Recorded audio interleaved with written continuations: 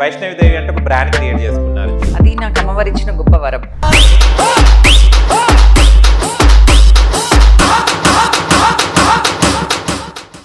అంటే జోగినిగా మారాలంటే అర్హతలు ఏముండాలి? ఇప్పుడు జోగిని అని అంటే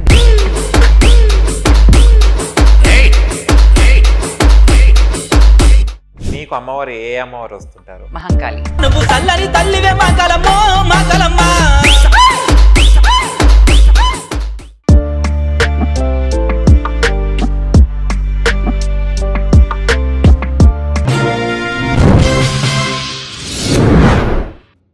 హాయ్ హలో నమస్తే, వెల్కమ్ టు సోషల్ పోస్ట్. నేను మీ యాంకర్ పప్పు. ఇంకా మా ఛానల్ని సబ్స్క్రైబ్ చేసుకుంటే సబ్స్క్రైబ్ చేసుకోండి, మళ్ళీ కొత్త ఇంటర్వ్యూస్ కోసం. ఓకేనా? ఈరోజు మనతో స్పెషల్ గెస్ట్ ఉన్నారండి. ఆ గెస్ట్ ఎవరో కాదు, మన జోగిని వైష్ణవిదేవి గారు మనతోని ఉన్నారు. బోనాలు అంటేనే జోగిని లేనిది బోనాలు జరగదు, కాబట్టి ఎక్కడ చూసినా కూడా జోగిన ప్రస్తావన వస్తుంటుంది. కానీ వైష్ణవిదేవి గారు స్పెషల్ దీనికి. జోగిని చెప్పే భవిష్యవాణి మీరు నమ్ముతారంటే ఏ కామెంట్ చేయండి, నమ్మరంటే బి కామెంట్ చేయండి. అండ్ బోనాలు అంటే ఏంటిది, అండ్ వైష్ణవిదేవి గారు జోగినిగా ఎప్పుడు మారారో తన మాటలు తెలుసుకోవడానికి ప్రయత్నిద్దాం. నమస్తే అమ్మా. నమస్తే. ఎలా ఉన్నారు? నేను చాలా బాగున్నాను. మీరు? సూపర్. మీరు వస్తున్నారంటే ఇంకా హ్యాపీ.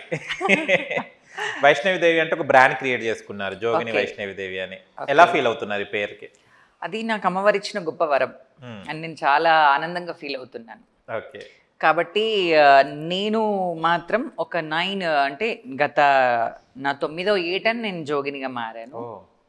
అప్పటి నుంచి ఇప్పటి వరకు ఒక 25 ఇయర్స్ నుంచి నేను అమ్మవారి సేవలో ఉన్నాను. అప్పటి నుంచి నేను 9 ఇయర్స్ ఉన్నప్పటి నుంచి ఇప్పటి వరకు అమ్మవారికి బోనం ఎత్తుతూనే ఉన్నాను. 9 ఇయర్స్ అంటే మనకి ఏం తెలియదు, ఆడుకునే వయసు కదా. అప్పుడు ఎలా లీనం అయిపోయారు? అమ్మవారి పైన ఎట్లా ఆకర్షణ పెరిగింది? అప్పుడు ఇంత పబ్లిసిటీ కానీ, ఇంత ఎలక్ట్రానిక్ మీడియాస్ కానీ, సోషల్ మీడియాస్ కానీ లేకుండే. అప్పుడు మెయిన్ ఏంటంటే అమ్మవారికి బోనం ఎక్కియాలి అని అదొకటే ఆలోచన ఉండేది. కాబట్టి ప్రతి జాతరకు మా మమ్మీ ఫాదర్స్ వాళ్ళు తీసుకెళ్లే వాళ్ళు జాతరకి. అక్కడ బోనం ఎత్తిచ్చిన తర్వాత ఆడుకోవడానికి అవో ఇవో కొనిచ్చేవాళ్ళు. అప్పుడు అవి కొనుక్కోవడానికనే వెళ్తుండే మెయిన్ అయితే. అట్లా అని చెప్పేసి ఆ ఏజ్లో అక్కడ వెళ్ళి బోనం ఎక్కిచ్చేసిన తర్వాత అక్కడ అవి ఇవి బొమ్మలు అవి ఇవి కొనుక్కొని ఇంటికి వచ్చేవాళ్ళు. ఓకే. కానీ మనం చూస్తే కనుక తెలంగాణ మనకు ఎప్పుడైతే వచ్చిందో అప్పుడు ఈ జోగిని వ్యవస్థ అనేది, మనకు బోనాలు అనేది ఇంకా చాలా వరకు తెలిసింది. ఎలా ఫీల్ అవుతున్నారు? అంటే అప్పుడు ఏం చేస్తున్నారు, నలుగురిలో చేసుకునేవారు, ఎవరికి తెలియకపోయేది. ఈ సోషల్ మీడియా ద్వారా ఆయన తెలంగాణ రావడం ద్వారా చాలా పబ్లిసిటీ అయింది కదా. ఎలా ఫీల్ అవుతున్నారు ఇప్పుడు? జోగిని అని అంటే అప్పుడు ఆ టైంలో అంటే నేను 9 ఇయర్స్ ఉన్నప్పుడు జోగిని అసలు ఎవరు, ఏంటి, దేవదాస్ ఎవరు, శివశక్తులు ఎవరు అనేది తెలిసేవాళ్ళు గారు. చాలా మటుకు అందరినీ శివశక్తులనే అనుకునేవాళ్ళు. కానీ ఇందులో కూడా కొన్ని కేటగిరీస్ ఉన్నాయని అందరికి ఇప్పుడు ఈ సోషల్ మీడియా నుంచి కొంచెం బయటపడుతుంది. జోగిని ఎవరు, శివశక్తి ఎవరు అని చెప్పి ఇప్పుడు బయటకు వస్తున్నాయి ఇవన్నీ. అప్పుడు ఏంటనంటే అందరికీ అమ్మవారు వస్తుంది అని చెప్పి అదొకే ఆలోచన ఉండేది. శివసత్తులు అనే అదొక ఆలోచన ఉండేది. ఇప్పుడు జోగిని అని అంటే దేవుడికి అంకితమైన వాళ్ళు జోగిని ఉంటారు. వైఫ్ అండ్ హస్బెండ్ పిల్లలు ఉన్న వాళ్ళని శివసత్తులు అంటారు అని చెప్పేసి ఇప్పుడు అనేది పబ్లిక్లో ఒక క్లారిటీగా వచ్చింది. ఇప్పుడు ఈ మన మీడియా వాళ్ళ, మన యూట్యూబ్స్ వల్ల చాలా మటుకు ఎవరు వాట్ ఈజ్ వాట్, ఎవరు ఏంటి అనేది తెలుస్తుంది ఇప్పుడు. అంటే జోగినిగా మారాలంటే అర్హతలు ఏముండాలి? అర్హతలు ఏముండాలి అని లేదు. ఎందుకనంటే అమ్మవారు ఎవరినైనా ఇష్టపడవచ్చు. ఇష్టపడిన తర్వాత ఖచ్చితంగా మన కారణం లేని మన జన్మ మాత్రం ఉండదు. మన భర్త అనేది లేదు. దేవుడు సృష్టించినప్పుడు అందులో ఏదో రాసి పెట్టే ఉంటాడు ఫస్ట్. ఇంకా నా లైఫ్లో దేవుడు రాసి పెట్టుండేమో, నేను అందుకే జోగినిగా మారినాను. అలాంటిది ఒక గొప్ప క్వాలిటీస్ అనేది ఏముండదు. కాబట్టి ఒక ఏజ్లో ఒక దైవభక్తి పరంగా ఉన్నప్పటి నుంచి అమ్మవారు అనేది చాయిస్ చేసుకుంటుంది. కాబట్టి అమ్మవారు వస్తుందంటే మీకు అమ్మవారు ఏ అమ్మవారు వస్తుంటారు? మహంకాళి. ఎప్పుడు మీకు అనిపించింది అంటే అమ్మవారు రావడం మీ శరీరం మీదకి? 9 ఇయర్స్ ఉన్నప్పుడు. 9 ఇయర్స్ నుంచి? ఓకే. 9 ఇయర్స్ ఉన్నప్పటి నుంచి బోనం ఎత్తినాను. ఎత్తారు అనుకున్నాను, కానీ అమ్మవారు కూడా 9 ఇయర్స్ వస్తుంది. 9 ఇయర్స్కే వచ్చింది. అచ్చా. 9 ఇయర్స్ అసలు ఏం తెలియని ఏజ్లో అమ్మవారు వస్తుంది.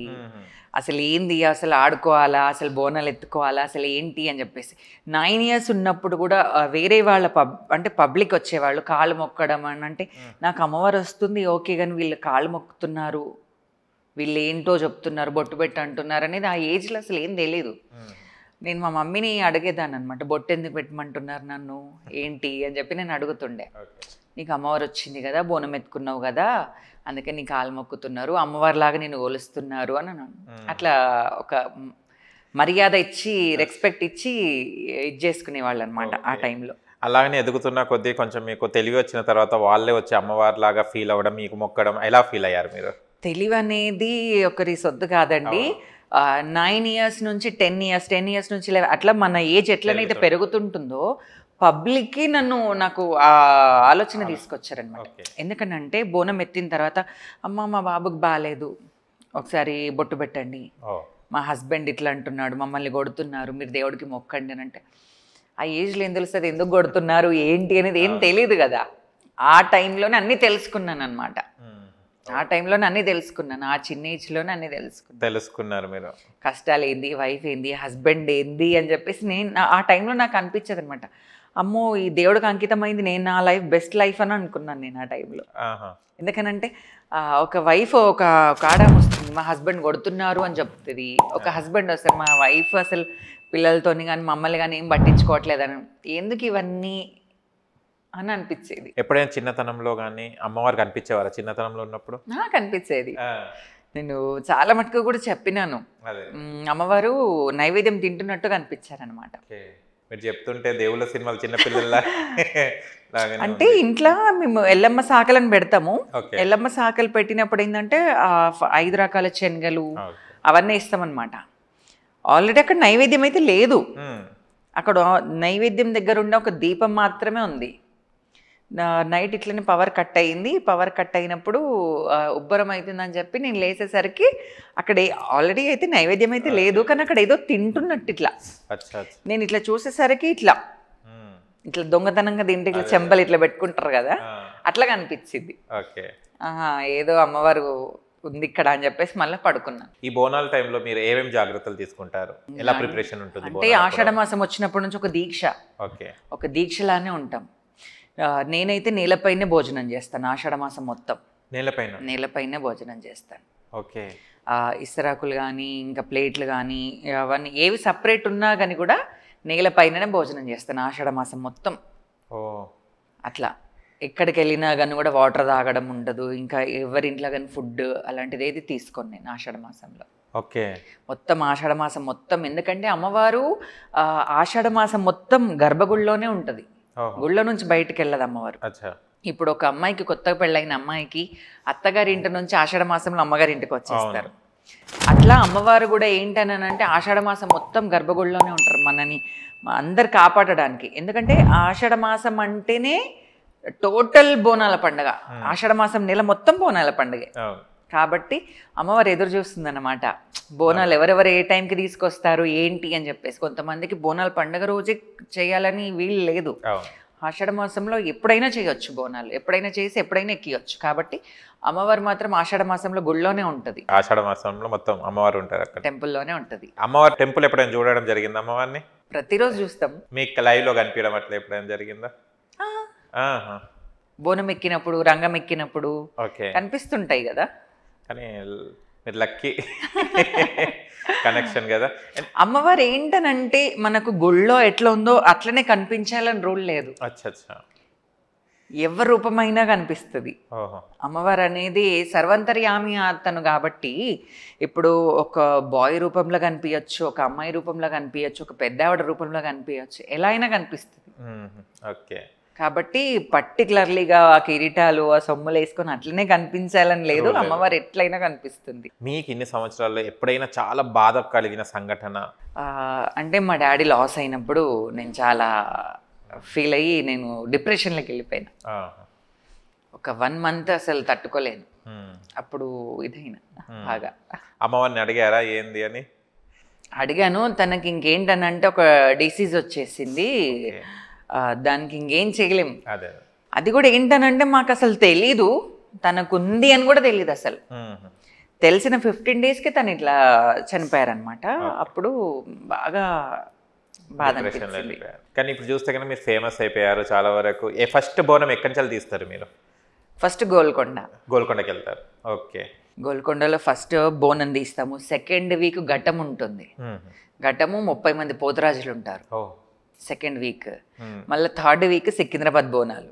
ఓకే. మళ్ళీ లాస్ట్ 4th సండే మన ఇంటి దగ్గరనే చేస్తాను నేను. కానీ చాలా వరకు చూస్తే మనము మీకు అమ్మవారు వస్తుంది, పైన బోనం ఉంటుంది, అంతగానం ఎలా అంటే అసలు అర్థమే కాదు కదా మాకు. అసలు చూసే వాళ్ళకి అది ఎక్కడ పడిపోతుంది అనే భయం ఉంటుంది, కానీ మీరు మాత్రం ఉల్లాసంగా ఒంటి ఉంటుంది. పైన అమ్మవారు ఉన్నప్పుడు బోనం ఖచ్చితంగా నిలబడాల్సిందే, అదే తప్పదు అది. ఇంకా ఓకే. ఇప్పుడు నార్మల్ గా అమ్మవారు రాకున్నప్పుడు కూడా మేము ఆల్రెడీ బోనం పట్టుకొని ఉంటాం, క్యారీ చేసుకుని ఉంటాం చేతులతో. ఎప్పుడైతే అమ్మవారు వస్తుందో అప్పుడు చేతులు వదిలేస్తాం అనమాట. కాబట్టి అప్పుడు అమ్మవారు వచ్చిన తర్వాత ఆమె బోనాల పండుగ, ఆమె బోనం ఆమె ఎక్కించుకోవడానికి కూడా ఒంటి మీదకి వచ్చి అమ్మవారే ఆడుకుంటూ వెళ్తుంది. అప్పుడు మీకేం అసలు ఏది గుర్తుండదు. మళ్ళీ మీరు ఎప్పుడు వస్తారు? మళ్ళీ బోనం ఎప్పుడైతే దించిన తర్వాత నిమ్మకాయలు కానీ ఇంకేదైనా కొబ్బరికాయ కొట్టి శాంతి చేస్తారు. శాంతి చేసిన తర్వాత అప్పుడు అమ్మవారు వెళ్ళిపోతుంది. కానీ మీరు వెళ్ళేటప్పుడు దీపం కూడా ఆరదండి, ఆ దీపం ఎలా ఉందో అలానే ఉంటుంది. అమ్మవారి దగ్గర నైవేద్యం పెట్టినాక అది అలానే ఉంటుంది. అదే దీపాలు కానీ, వేపాకు కానీ, పసుపు కుంకుమ కానీ ఏది కూడా చెక్కు చెదరదు. చాలా వరకు టెంకాయలు పలగొడతారు, నీళ్లు వేస్తారు, ఇవన్నీ ఎందుకు ఈ ఆచారమా? ఆ బోనాలు వెళ్తుంటే ఎందుకంటే కొంతమంది సాకబోస్తారు, అమ్మవారు శాంతించాలి అని చెప్పి సాకబోస్తారు. అమ్మవారు వస్తుంది కదా నడుచుకుంటా కాబట్టి సాకబోస్తారు. ఆ కొబ్బరికాయలు ఏంటనంటే మనకు కనిపించని దుష్ట శక్తులు కూడా కొన్ని ఉంటాయి. ఎట్లా అనంటే ఇప్పుడు బోనం ఎత్తుకుంటే మొక్కే వాళ్ళు కూడా ఉన్నారు, ఎక్కిరిచ్చే వాళ్ళు కూడా ఉన్నారు. కాబట్టి మంచి అన్నప్పుడు చెడు కూడా ఉంటుంది. కాబట్టి అవన్నీ జరిగిపోవాలని చెప్పి కొబ్బరికాయ కానీ, వేపాకులు కానీ, పసుపు కుంకుమ కానీ అవన్నీ చేసుకుంటూ వెళ్తాం, కొట్టుకుంటూ వెళ్తాం. నిమ్మకాయలు తొక్కడం కానీ అట్లా. కానీ కత్తితో పట్టిన పగిలిపోతుంది అది. మనం చేతితో ఎన్నిసార్లు కొట్టినా కూడా అది పగలదు, కత్తితో ఒక్కటే దెబ్బకి సపరేట్ అయిపోతాయి. అది మహిమ, అమ్మ మహిమనే. అమ్మ మహిమ. ఓకే.